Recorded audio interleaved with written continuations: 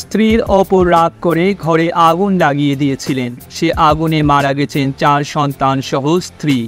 নিজেও বাঁচতে পারেননি আগুন থেকে। মৃত্যু হয়েছে 6 জনেরই।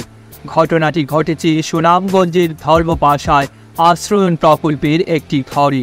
সোমবার মধ্যরাতে ধর্মপাশা উপজেলার জয়শ্রী ইউনিয়নের শিমের খাল এলাকার সরকারি আশ্রয়ণ প্রকল্পের ঘরে এই ঘটনা ঘটে।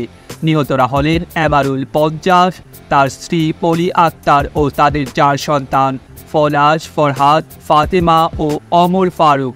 মঙ্গলবার 1 অক্টোবর সকালে উপজেলা নির্বাহী কর্মকর্তা মোহাম্মদ গিয়াসউদ্দিন অগ্নিকাণ্ডের তথ্য নিশ্চিত করেন।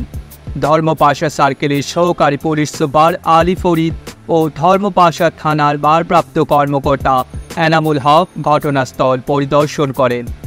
স্থানীয় সূত্রে জানা যায়, স্বামী স্ত্রীর মধ্যে অনেক দিন ধরে ঝগড়াঝাটি লেগেছিল। ঘটনার রাতে এমারুল ছাড়া সবাই ঘুমিয়েছিল।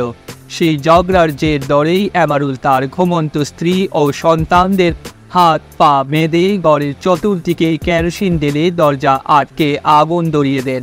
মুহূর্তেই আগুন হু হু করে সব জ্বালিয়ে দেয়। এই লেলিহান অগ্নিশিখা থেকে এমারুল নিজেও বাঁচতে পারেননি। পুলিশ জানায়, প্রতিদিনের মতো রাতে আশপাশের বাড়িঘর সহ ওই পরিবারের লোকজন ঘুমাতে যান। রাত 12:30টায় ধোঁয়া ও আগুন দেখতে পান আশপাশের লোকজন। আগুন দেখে আশপাশের লোকজন গিয়ে দেখেন ভেতর থেকে দরজা জানালা বন্ধ করা। দেখতে দেখতে আগুনে ঘরটি ভস্মীভূত হয়। এ সময় ভেতরেই অগ্নিদগ্ধ হয়ে মারা যান ওই পরিবারের 4 শিশুসহ 6 জন। ধর্মপাশা উপজেলা নির্বাহী কর্মকর্তা মোহাম্মদ গিয়াসউদ্দিন বলেন, খবর পেয়ে তারা ধর্মপাশা উপজেলা নির্বাহী কর্মকর্তা মোহাম্মদ গিয়াসউদ্দিন জানান, খবর পেয়ে তারা ভোরে রওনা দিয়ে সকালে ঘটনাস্থলে পৌঁছেন। আগুন কিভাবে লেগেছে তদন্ত করে দেখা হচ্ছে বলে জানান তিনি। আশপাশের ঘরে আগুন যায়নি। প্রত্যক্ষদর্শীরা জানিয়েছেন, অগ্নিকাণ্ডের সময় ভেতর থেকে দরজা জানালা বন্ধ ছিল। দরজাটা ভেতর থেকে তালাবদ্ধ অবস্থায় ছিল।